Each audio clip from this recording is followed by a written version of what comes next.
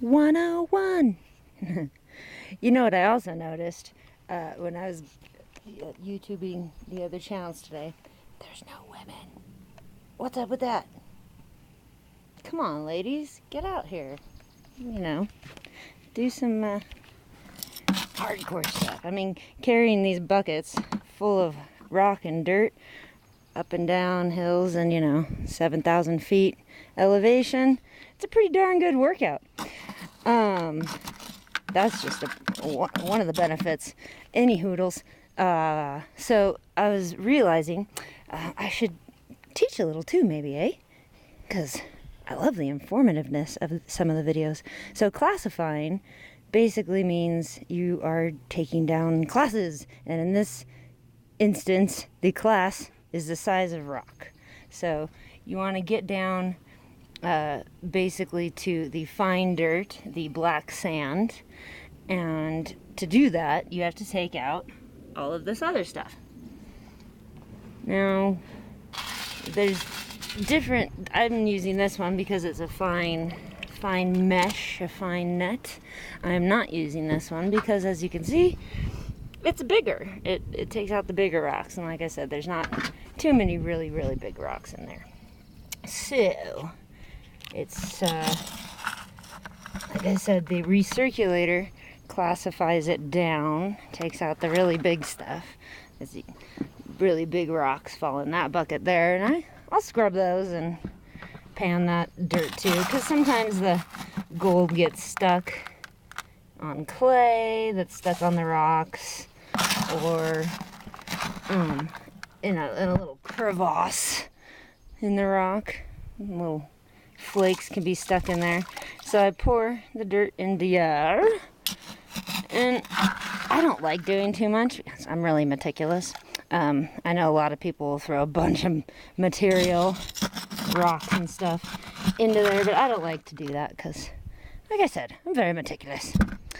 So, put that there, dirt, and then you just shake it, shake it, shake it, shake it, shake it, shake it.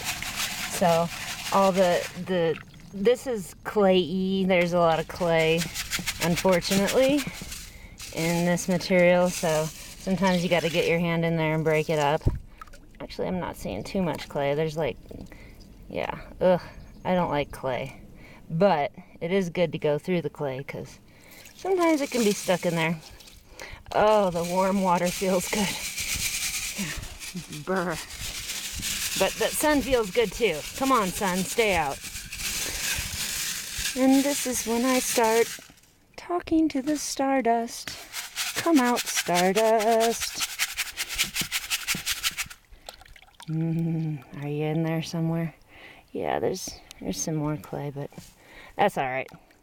So now I put this over to the side, actually, and let it dry because, yeah, I'm meticulous. I'm OCD weirdo.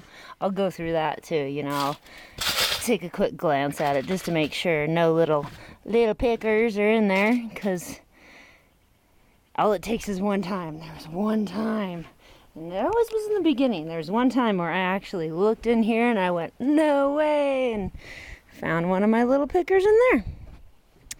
So, I like the sun to be at my back. And this is where I start zoning out. Because like I said before, I really like watching the material, the different elements swirl around. And I started with clean water. Actually, I'm going to switch positions because I had noticed my shadows there. Started with clean water, so hopefully you can see that trippiness that I'm talking about. See, right now it's all like, what color would you call that? Brown, light brown, yes? With little specks of garnet in there, and there's some silver I see, which my cheap old camera probably can't pick up, and if you could see my camera, it has duct tape on it.